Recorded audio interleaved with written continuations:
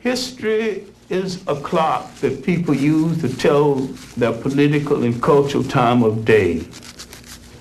It is also a compass that people use to find themselves on the map of human geography. Yes, Dr. Clark. History tells of people where they have been and what they have been, yes, where they are and what they are. Yes.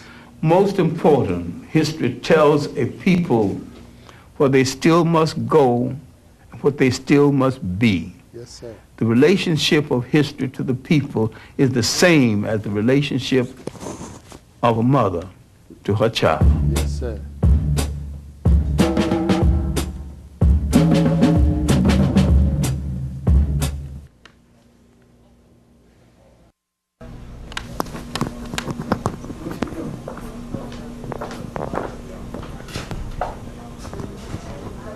Or access to the cobalt for your aerospace industry, or access to the copper for your automobile industry. All right, you dealing with the economy, you want the coltan. Man, Congolese people don't eat coltan.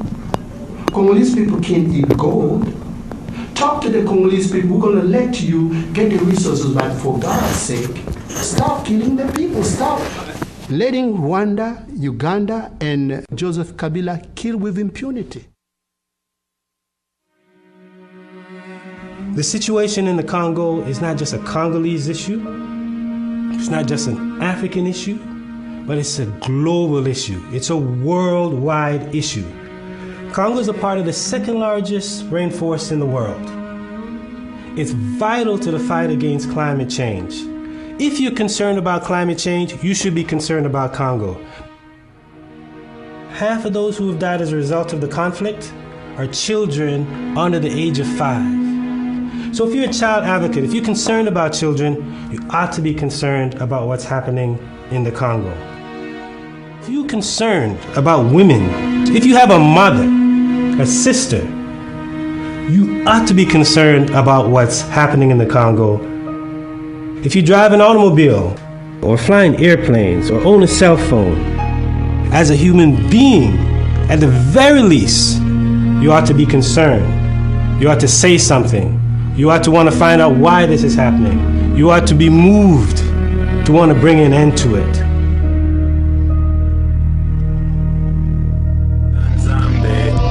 Nzambe, abambala biso,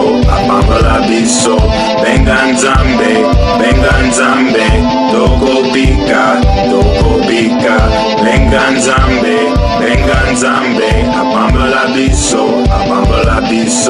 benga nzambe, doko bika, benga nzambe. 8 out of 10 people in Congo are unemployed and live on 30 cents or less per day. À Kinshasa, 9 filles des rues sur 10 vivent de la prostitution. For Congolese children, the tragedy is endless. Massacred in their villages by machetes or recruited as child soldiers, hundreds of thousands of children are victims, and many have become murderers.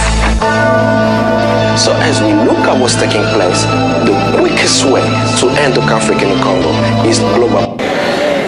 Whatsoever ye do all to the glory of God. That's a great principle to live by. Stop, come up on me. It's a little bright, but welcome to the Gilchrist experience. That pastor you saw, Reverend Grant, now doing my roll-in, that just happened to pop up. So the spirits are working with us here. Welcome to the Gilchrist experience. My partner in this whole exposure, working for the glory of God, Graham Weatherspoon. Welcome to the show, Graham. How you doing, Winston? Good to be back. Yeah, you see that last week we went through watching that piece, and I wonder how many people actually saw it. You know, I know we had some technical difficulties in that footage, but you know, we really have to start asking questions as to why these things are going on and why it is that we have no information coming to us about it. Why do we consistently look at CNN and MSNBC and these other networks, and they're only speaking about the stupidity of the election that's coming up, and the buffoonery. They're talking about the banter about Iran, and now with the death of Il in North Korea, they're trying to promote another boogeyman that his son is a threat to international security. Threats of war and an ongoing genocide are two different things. Right, exactly. See, this country is good at coming up with their own little conspiracies and promoting them, and then people jump on the bandwagon. I never believed that there were weapons of mass destruction, knowing the history of Iraq and our involvement in that country. And it took 9 years to get over that one. And then you see where we are. But we have over 7 million people slaughtered in the Congo. Right. And the only thing that CNN has ever talked about relative to the Congo in the last few years was when this young fellow with the silver hair, Anderson Cooper, was in the Congo. He went to do and How long ago was that? About 2 years ago. He went to report about the guerrillas and saving the guerrillas in the Congo. And this has been going on for 10 years. For 10 years. At least, no, 98, longer than that. So everybody here has cable television. They're either watching CNN, MSNBC, Fox, whatever they're watching. Right. But as I've been saying for years, people in this country do not get information. The press is not providing it.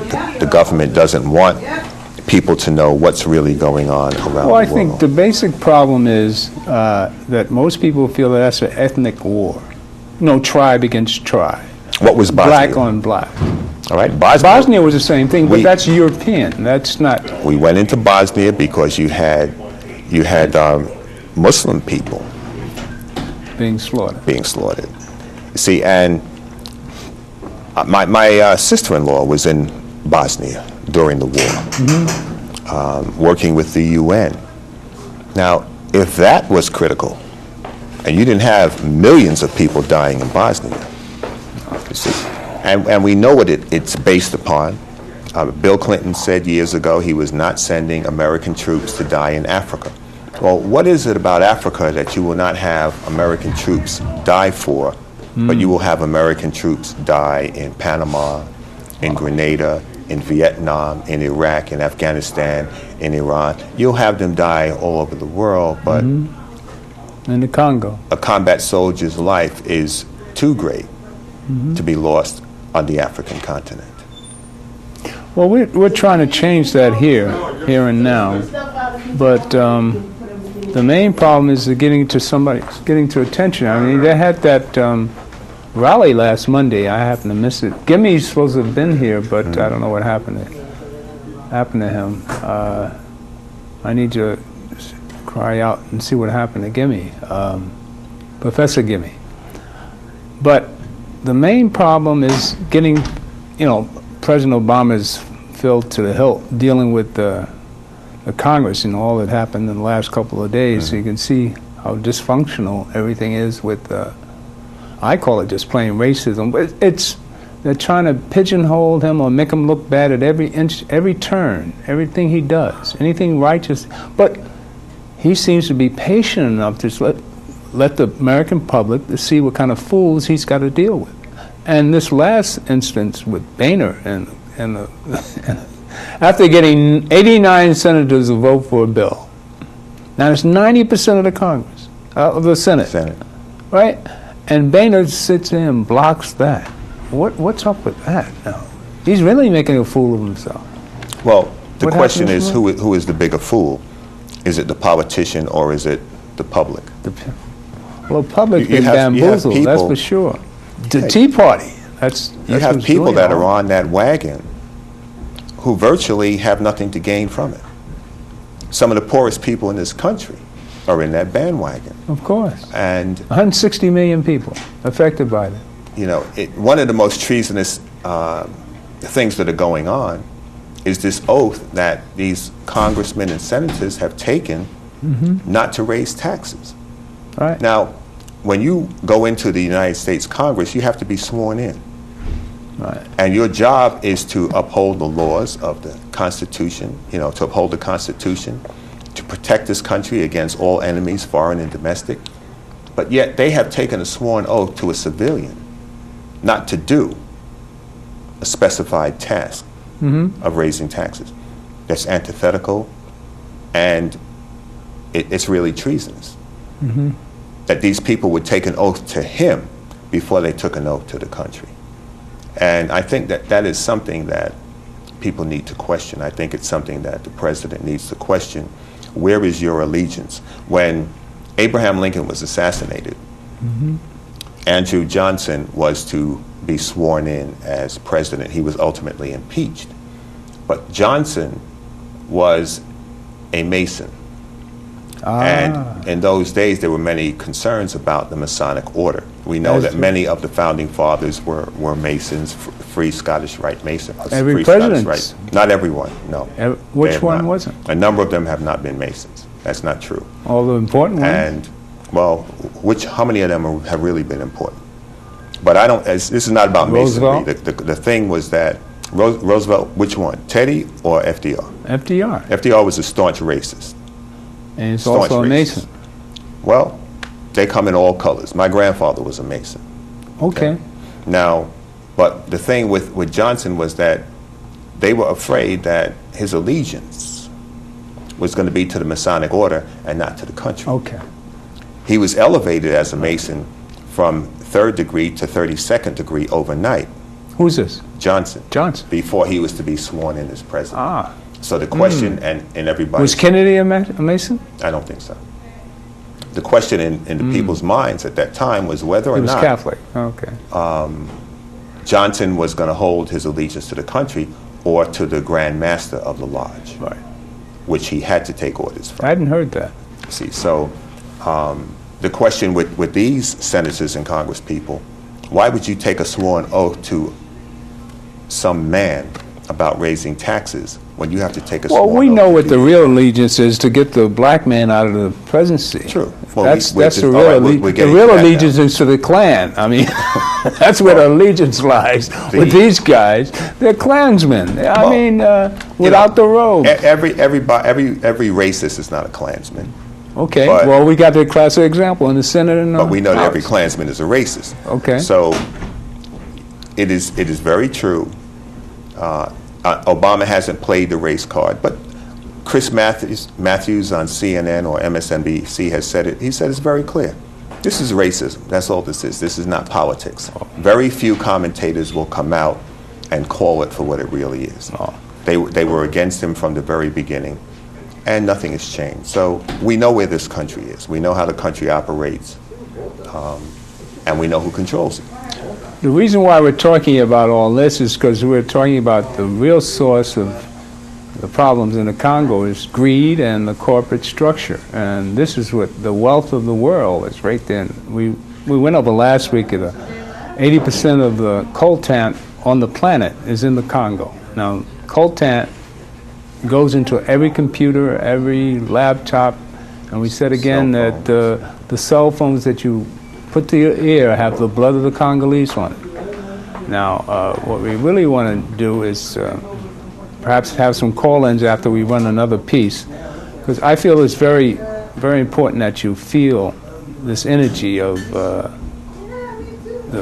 dire need of liberating the Congo. These are people that we need to come to the aid. There needs to be a civil rights movement, and for the Congolese. And matter of fact, last week I was on the bus talking about this piece, the piece we ran last week. And there was a woman on the bus who said, "Thank you." She was from the Congo. She was sitting on the bus. She heard me talking about the Congo. And she said, "Thank you for talking about it. Nobody's talking about it." You know, she was sitting, I mean, she almost had tears in her eyes because nobody's talking about this. And you imagine that 8 million people have died in the last 10 years? 8 million. Now, where else on the planet have you had something like that occur? Except in Germany in the 40s.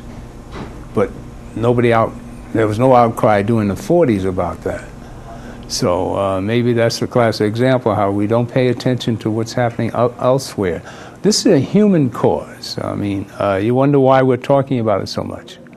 Everybody should be talking about it. The wealth of the Congo is running around on your ear. You're part of the problem.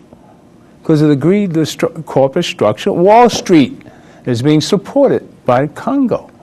The wealth of the world is at $24 trillion in natural resources. So we're trying to do, in my small way, I'm trying to, it's a calling for me. I mean, my pastor, the pastor that you saw in this piece was Reverend Grant. And he said, all your good works have to be in the glory, for the glory of God. And that just happened to pop up. It was guided to me. It was given to me. The spirits are calling out for all of us to pay attention to what's happening in the Congo. So what I'm going to do, I'm going to run this second piece, and we'll come back after that and maybe start taking some call-ins. I'm curious how many people are paying attention. I know we've got a small viewership, or maybe you'll change that for me. All right? So run the second piece, and then we'll come back and we'll try to see what the public has to say about crisis in the Congo. I just want you to listen. It's only 4 minutes. We're only playing 4 minutes today.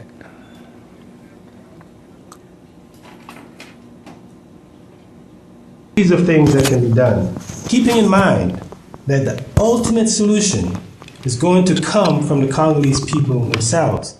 Our role on the outside is to make sure that we create the space for them to solve and address the challenges that they face. There's a strong desire for democracy in Congo, with leaders poised to start fixing their country. But key to their success is international pressure on Rwanda and Uganda to stop their destructive intervention. President Obama seems to understand this. For years, he has been an advocate for Congo, and as a senator, he co-sponsored a law that outlines a comprehensive strategy for Congo to realize justice. But key elements of this law have not been fully implemented. So, President Obama wrote a law to support the Congo, signing into law in 2006 by George Bush, the president then, co-sponsored by the Secretary of State today. That law is the most comprehensive law you can think about when it comes to supporting the Congo.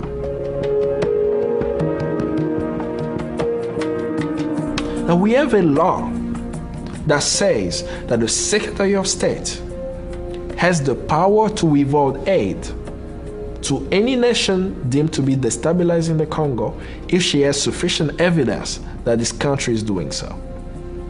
We have so many evidence on Rwanda and Uganda, and we even have a leaked UN report that all the Secretary of State have to do is read it and say, okay, we are not going to support you. But since 2000, the United States have given Rwanda $1 billion. The leaked UN report is calling this government a genocidal government. Why is the United States supporting a genocidal government? And it doesn't have to be that way.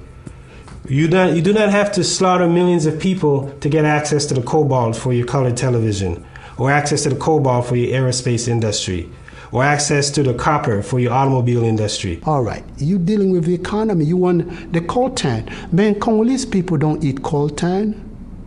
Congolese people can't eat gold. Talk to the Congolese people, we're gonna let you get the resources, but for God's sake, stop killing the people, stop letting Rwanda, Uganda, and Joseph Kabila kill with impunity.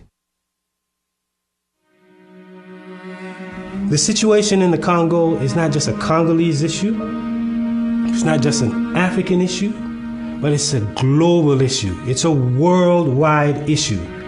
Congo is a part of the second largest rainforest in the world. It's vital to the fight against climate change. If you're concerned about climate change, you should be concerned about Congo. Half of those who have died as a result of the conflict are children under the age of 5. So if you're a child advocate, if you're concerned about children, you ought to be concerned about what's happening in the Congo. If you're concerned about women, if you have a mother, a sister, you ought to be concerned about what's happening in the Congo. If you drive an automobile, or flying airplanes, or own a cell phone, as a human being, at the very least, you ought to be concerned. You ought to say something. You ought to want to find out why this is happening. You ought to be moved to want to bring an end to it.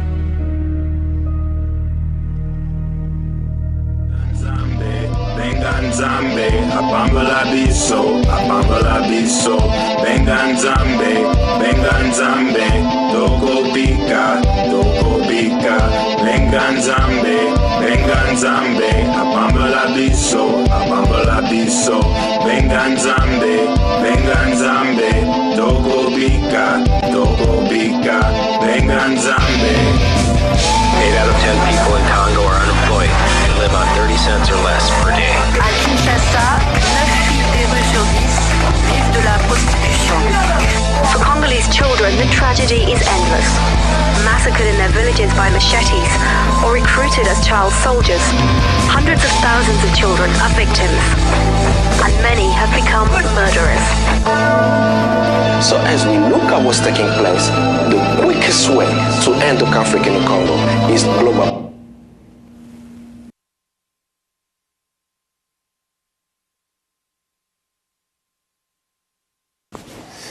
That gives you a good idea. See, that's the best way for you to see it visually. You know, why should we be concerned? If you, again, you saw what the piece said. If you're a woman, you should be concerned about other women being raped and pillaged. If you care about children, and like welcome to the show, Professor Ngemi. Thank you. He was late, but he's here now. Now, you have to realize that Professor Ngemi is a native of the Congo. This is his homeland, and you have to get it. Keep talking. Oh, I'm sorry. This is his homeland, and we have to be patient that people aren't paying attention. And why they're not paying attention? Because nobody's talking about it. So we have to talk about it. Tell us what happened Monday at the rally, Professor. Yes, we had a big rally Monday, starting at the Congo Mission on the corner of 48th and 1st Avenue. And then we marched on to 2nd Avenue and corner of 47th and 2nd Avenue, where you have the embassies or the UN missions of Belgium and France. Because these two countries are like the forces behind the genocide that has been taking place in the Congo. Especially Belgium, the former colonial master of the Congo. Right? And the fact of the matter is, for instance, that Belgium, for instance, they know that this young man, so-called Joseph Kabila, is Rwandan, not a Congolese. Belgium has known that right from the beginning, right on January 19th, after they killed Laurent Kabila on the 17th. Laurent Kabila was? Who was a Congolese. Okay. Right. So they used Laurent Kabila as a front for Rwanda, Uganda, and Burundi to invade the Congo. So then in 1998, then they wanted to overthrow him and kill him. Okay. And then in January 2001, before Bill Clinton left the White House, so the order was Kabila had to die, Laurent Kabila had to die. So they assassinated Laurent Kabila, and this young man, who was a former intelligence officer in the Rwandan army, they set him up as president. Okay. A Belgian newspaper on the 19th of January 2001 wrote that this young man who was taking over, quote unquote, his father's position was actually, his mother was Rwandan Tutsi, and he grew up in Tanzania.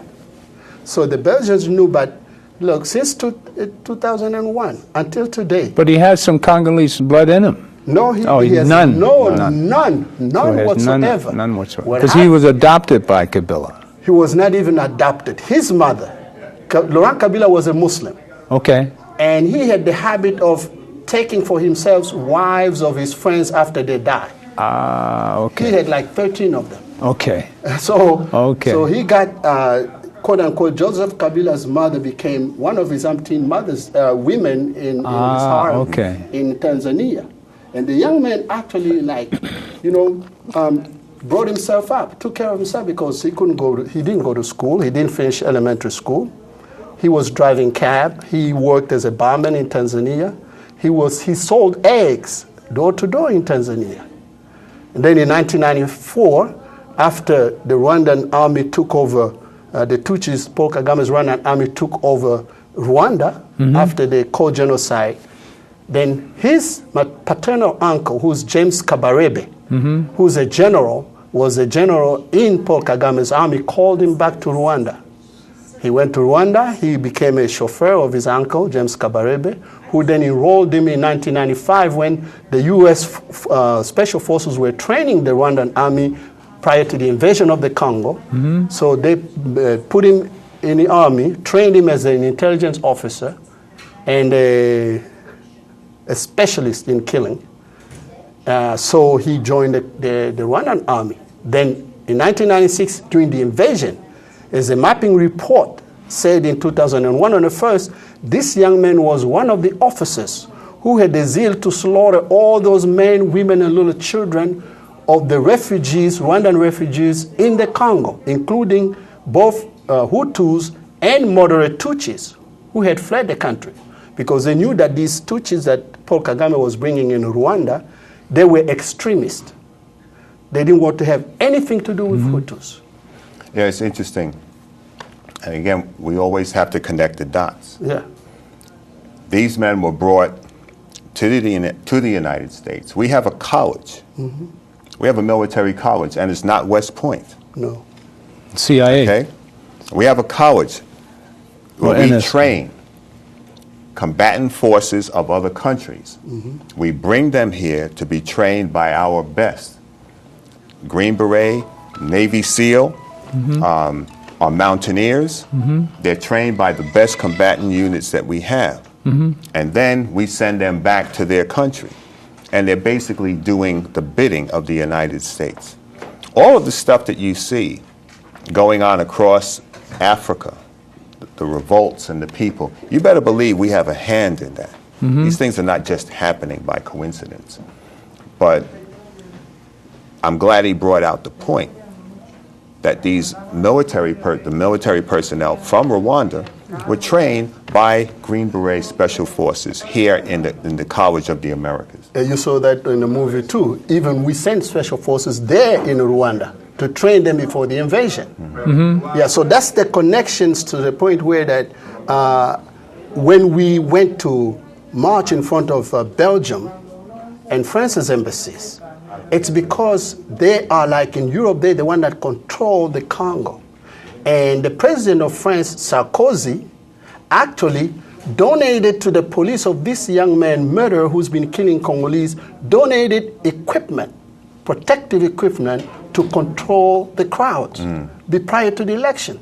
Just imagine Barack Obama giving protective equipment to the army of Syria right now, as the Syrians are marching. Imagine that. And by the way, I just found out this morning that our ambassador, the U.S. ambassador to the Congo, also donated protective equipment to the police in Kinshasa. Kinshasa is the capital. Kinshasa is the capital. The capital of the Congo. Okay. Why would Obama allow his ambassador to give equipment to the police that has been murdering Congolese? Does he know? I don't know if Obama knows, but if he doesn't know, then his ambassador is doing stuff there that Obama should know about. Don't you think the CIA and NSA are involved in this? With all this money involved? Look at all the money that's involved here. But think about how the U.S. has been denouncing Syria. Syria's trying to control and actually kill or try to quiet the people, the uprising of the people. The people are marching. They don't have no weapons. The same thing happened in the Congo. And then U.S. Ambassador Entwistle in Kinshasa donates protective equipment to the police in Kinshasa. Now, what can we do here now? All right, now we know since 2008 we've got a black president who's actually African. He can claim being more African than most of us, maybe exception of you. You know, I mean, most of us here in America can claim about how much, I mean, where's your daddy from? You know, he can say, my daddy was from Africa. From Kenya. All right? So, I mean, he has a genetic link to the homeland. So well, I'm all sure. of us have a genetic link, but he has a direct. That's what I'm saying. You know, in other words. So I heard somebody say that he's not black enough. You know what I mean? Yeah. And I laughed at that, since he's has direct descendants from Africa. That's right. So now let's talk about this Obama law 109.456. Yes. This is our banner of that's our weapon right there. Yes. The law that he put in effect. But that law, and there have been a few other pieces of legislation put forth in the last year. Mm-hmm. But these pieces bills were actually weaker than the law that Obama wrote when he was a senator. The law that everybody rushed to pass and to sign and to say that we got something here. The law is dealing with minerals. Okay. And how do you control a mineral like coltan or like gold? How can you tell that it's not coming from the Congo? But see, this is a cover-up so that they will say we're doing something so that you don't call on Bill Clinton. See, the Senate right now, the U.S. Senate, we should call Jack Schumer. I know he's a friend of Bill Clinton, but, you know, when there's a Holocaust, there's a Holocaust. And the Holocaust of the Congo has claimed over 9 million people. So we should call all of our senators, Republicans and Democrats, and ask them, are they aware of the Holocaust in the Congo? What have they done about it? If they tell you that, okay, we have passed the law for the minerals, where you ask them, do minerals kill people? Well, let's talk about coltan, which is the most important. Yeah. Every American has a cell phone. Yeah. Every American should be taking charge and pay attention to what's happening. That cell phone you have on your ear has the blood of the Congolese. Yes. Now we're trying to set up a civil rights movement for my brother's homeland. Now I'm in it 150%. So we're going to do call-ins a little later, see how many people we have out there that understand what's going on here. Now, how do we stop the genocide? We stop the genocide by applying Obama's law. Now, why can't we go to President Obama? Obama, you wrote the law. Why doesn't it apply? Now, what happens with this law? They eliminate the funding to the countries that support that genocide. are accused of genocide. Yeah. But now, actually, right now, we have something much better. On November 28th, these forces organized sham elections because they wanted to give this young man, this imposter, 5 more years. Yeah, right. But there is a God in the universe. Yes. Okay, amen. Right? And this God in the universe made sure that this time that these forces, they were caught in their own trap. Okay. For instance, the Europeans, Americans, French, Belgians, British government, they allowed this imposter to change the constitution unilaterally, moving the election from where you have a runoff to just one time, 1 day voting elections, because he controls everything. So they knew, Then he changed the law that there will be only 1 month of campaigning in a country that is as big as of all of Western Europe. It's just like we're going through the Republican primaries right now. In the Congo, just 1 month of campaigning from October 28th to November 28th of this year, just this past. 1 month of campaigning. Now, on top of that, this so-called President Joseph Kabila, he controls the army, he controls the police, he controls the bank, he controls the justice system. He controls even the parliament. All senators, he pays them. Okay. And he controls the media. And the media. And the media. Wow. So therefore, and he controls the planes. Because the country is so underdeveloped that there's not one highway throughout whole country. Only in the capital city are there. You will find some paved streets. Outside of that, no highway, and even the mud roads in the countryside, he had let them just go to waste. So how are you going to campaign in 1 month? So after doing all of that, the great God said, all right, let's see what's going to happen. So then he got his friend, President Zuma of South Africa, because President Zuma of South Africa has mining dealing businesses with this guy in the Congo. So President Zuma printed out thousands, hundreds of thousands of ballots pre-checked for him in his name. All right? So now when the Congolese people found out, okay, now they told Congolese people to say, if you're going to die, you need to control those elections stations. Congolese people, while they were being killed, there are pictures. The CIA knows this. The Europeans know this. They like surrounded these voting stations, right? Anybody who's coming in with a packet, they checked you. Make sure that you didn't bring in ballots pre-checked for this guy. In some areas in the countryside, they were able to do it where the police will come in and chase everybody. Then bring in the checked ballots. But most of it, the Congolese people controlled the elections to the point where at the end of the night, on November 28th, they counted the ballots. And here's the other thing they did, because they were sure they will control the elections. They said at the end of the day, after the elections, they're going to count the ballots and then sign, the witnesses will sign the results and post them outside of the polling stations.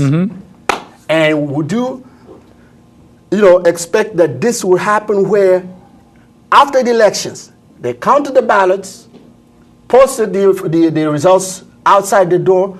By the end of the night, everybody knew that Tshisekedi had won. The Congolese guy who was the opponent, because the people controlled everybody who was coming in to vote that day. When they saw this, they panicked. So the next day, this guy, Joseph Kabila, called Zuma to send in plane loads of the pre-checked ballots again.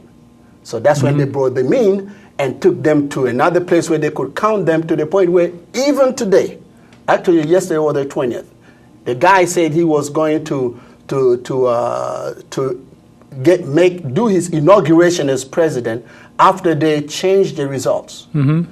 Where the international community, everybody, including the Catholic Church, says that you cannot become president based on those results, because those results were fake. Even the U.S. said, okay, that those results are not right. Those results are fake. So instead of President Obama saying, this guy cheated, we didn't have the results. The Catholic Church has the results. The international community has the results. The guy cheated. He has to get out. Well, they're just sitting back, watching what the Congolese people are going to do. They let the guy inaugurate himself on the 20th yesterday. Oh, he just... Yes. But Etienne Tshisekedi, the Congolese guy, the opponent, also declared himself president, and he plans to swear himself as president this coming Friday, in 2 days. How can we help? I mean, can we send I'm ready to take a group of videographers over there and document all this stuff. You can do that. You can do that. And also, but what we can do, people listening, is call the White House. Okay. The White House phone number is public. Okay. Please, get the White House phone number. Call President Obama, leave the message that, look, in the Congo, the opposition guy won, even if you don't remember his name. Okay. His name is Etienne Tshisekedi, but said the opposition. Tshisekedi. All right. Just call I have somebody that represented him. So yes. Call the White House. Tell President Obama, look, this guy won the elections. The CIA knows this. The embassy knows this. The Catholic Church knows this. Even if you don't like him because he wants to stop the genocide in the Congo, the guy is going to let you get the resources. Right. The Europeans don't want this guy to come in because they cannot control him, they say. Okay. So they want this criminal, assassin, a guy who has assassinated people and works with Paul Kagame in this genocide of 9 million people. They want him to stay because they say the Congolese guy, Etienne Tshisekedi, they cannot control him. Okay. How long this genocide is going to take place without people saying, look, these are human beings dying? So what I'm asking everybody who's listening to us or watching us do is call the White House. Tell President Obama to tell this Rwandan boy, Joseph Kabila, to get out of the Congo. Send him back to Rwanda, as the Congolese people has been chanting throughout all these elections. send him back to Rwanda. The CIA knows he's from Rwanda. Belgium has already said that he's from Rwanda. Sarkozy knows this.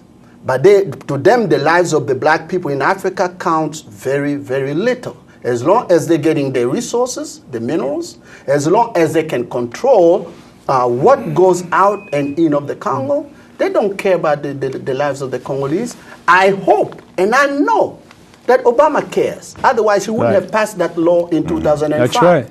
But because he has a CIA and the State Department and the people in the Congo who don't believe that the lives of Africans are that dear to them, including Johnny Carson, an African-American who used to work for Bill Clinton.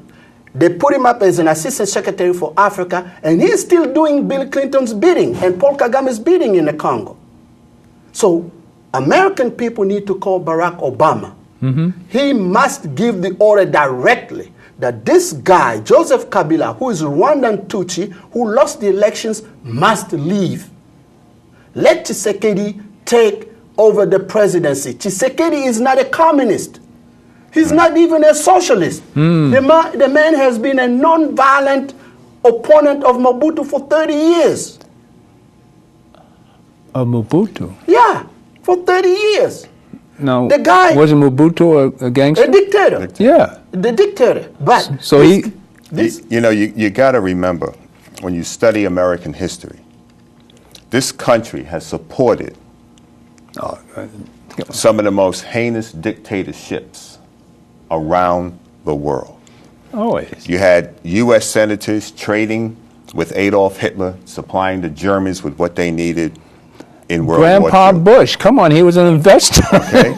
You have in Vietnam, Diem, another dictator who is supported by the United States government. Look at the Philippines, the support that we gave Sukarno and all the people in the Philippines. You can go to Argentina. You can go all over the place. You can go all over the world. I mean, but you can go back to George Bush. When the change came, though, America turned against the same people that were they supporting. Remember? All right, let's go back to Obama's law, 109456. We have to look at it this way, and this is how I see it as a historian, that superpowers, including Russia, right? They always look for client states. But check this out. I wrote to President Obama personally, and this is what I told him. I said, look, in Asia, all these countries used to be also European colonies, right? Right now, South Korea is a partner with all these countries. Why can't Obama apply that to African countries? That's what I asked him. Well, he needs our support. Okay, so therefore, my brother, even though America has always, for their own interests, supported these criminals, dictators and so forth, for also American interests, as Obama said in Ghana, they need to treat African countries as partners. They've always because look. Well, they have a partner. You're skipping the part. Yes. They have a partner. Who's that? They have a partner sitting in the Congo right now. Well, yes, Kinshasa. yes. But hey, check this out. They're jeopardizing their own. America is jeopardizing America's own interests because, as I said, there is a God who puts a name. This, what book is that? The prophet Daniel said that it's God who sets up kings and removes kings. All right? God removes kings. God sets up kings. Where is the Roman Empire today? Where is the Greek Empire today? Where is the Assyrian Empire today? Where is the British Empire today? So President Obama and the American people need to remember this is a so-called Judeo-Christian country. We need to ask ourselves, would America go the way of the British Empire, the Greek Empire, the Roman Empire? It will. If we do not, it's going to change. do not do according to the justice that God expects us to do. You follow me? Amen. So therefore, the Congo is actually a 95% Christian nation. Is that right? Yes. Okay. All right? So So we should be People there. are dying. All right. Christians in America and Jews in America and even Muslims in America should be calling the White House to say, stop the Holocaust taking place in the Congo. All he has to do is say the word. Joseph Kabila, you are a Rwandan. You lost the election. Now go back to Rwanda. In fact, we heard that Obama sent Bill Richardson over there to tell him to go to Tanzania, where he had put all the millions of dollars that he has stolen from the Congo. He lost the elections. Why? And by the way, as we speak today, brothers and the audience listen to us, he has tanks all over the country ready to slaughter people. And the young people in the capital city of Kinshasa, now he's not even using the Congolese police and army. He has gotten Zuma, the president of South Africa, gave him 4,000 of those soldiers who were in prison for all these, whatever they did wrong, and he took all these people out of prison and 4,000 of them sent them to Kabila so they can kill Congolese people. Wow. Kabila has given them Congolese uniforms. Uganda gave also 4,000 soldiers. Tanzania gave also thousands. Rwanda gave thousands of them. So that today, they are wearing Congolese uniforms, but they speak only English. And they're going door to door at night, kidnapping young people, taking any cell phone they have so people don't call, and taking any monies they can find. Then they kill these young people, put them in planes, and dump them in the Congo River. We have pictures. This is what's happening today if Obama does not say the word. This is happening now. The phone number to the White House is area code 202-456-1414. 202-456-1414. If that number is busy, call 202-456-1111.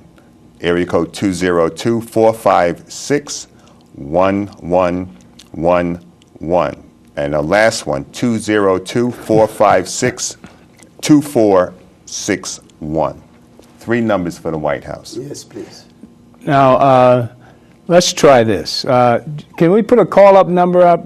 I'm just curious how many people are listening. I like particularly, I wish Reverend Sharpton could call in and say a few words, but he's busy getting ready for his own show. But we're going to get some attention brought to this. You see, I spent a lot of shows on this. I think it's important enough that everybody should hear about the crisis in the Congo. I'm sure many of you have seen the video. It's on YouTube. You can, as a matter of fact, you can go to this Facebook page. My Facebook page is Winston Gilchrist on Facebook. Did you watch it? I didn't get a chance. Well, you can go to my Facebook, Winston Gilchrist on my Facebook page. You have right there the entire broadcast from last week. And in that piece, you'll see the whole half an hour, 26 minutes of the crisis in the Congo. I think everybody owes it to yourself if you're human. Exactly. This is a human cause. Yes. It's not what color you are, it's if you're a human. These are people struggling to save themselves. Yes. It's a civil rights movement. Reverend Sharpton should be the head of this. Yeah. And we're going to try and we're going to approach him next week, see if we can't do something about this. We have 4 calls. Well, there's a call again. How many calls? 4. About 4. All right, let's take the first call. Let's see who has what to say. Yes. Yes. Hello. Next. Do we have a caller? Hey, Rich. We have a caller? I think they're trying. We're having technical difficulty. Hello? Yeah. Hello? How you doing? You have to turn down your television. Oh, yeah, yes, sir. Okay. I want to first thank the lovely lady who answered my phone. Sometimes the people who are in the background don't get the accolades or the credit for answering the phones.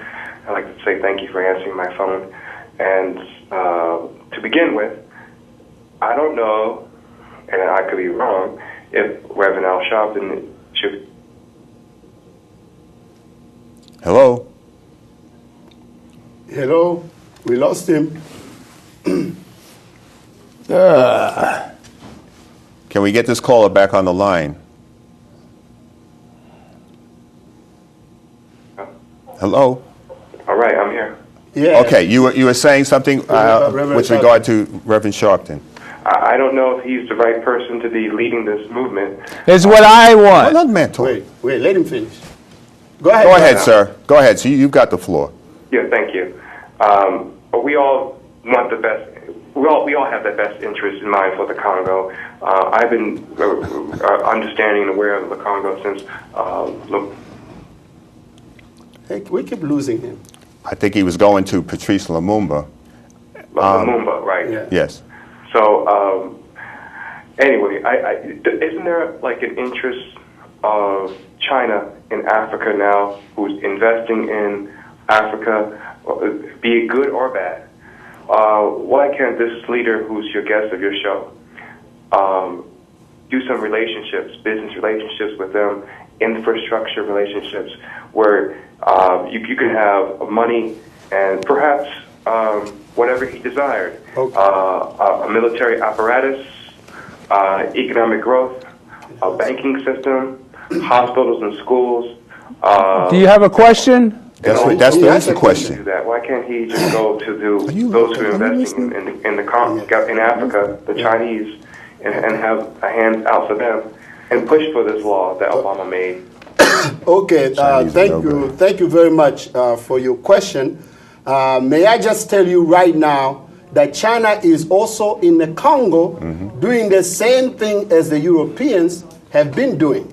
He's giving millions of dollars to the imposter, the occupation government of Joseph Kabila. And China is doing the same thing, getting their resources out of the Congo. So, sir, by saying China is no different from any other superpower. They want to get the minerals cheap. They don't care about the politics of your country, whether you're killing yourself or not. And they are also not only getting their resources, but they're actually coming in to try to change the way your country works and develops, giving you cheap stuff for your resources. So again, it's about really partnership. And America can be a partner just like China can be a partner. But when either China or America or Europe or Russia engage in allowing the Holocaust, the genocide, to take place, none of them is different from the other. Yeah, the Chinese are literally raping Africa to a far greater degree than the Europeans did in 400 years.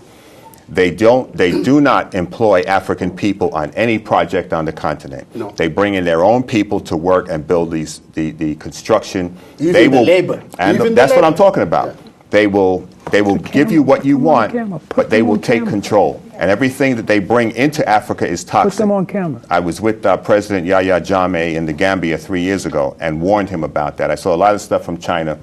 Everything they're bringing in is toxic. So the Chinese are by no means should not be considered to do anything. And they are literally raping.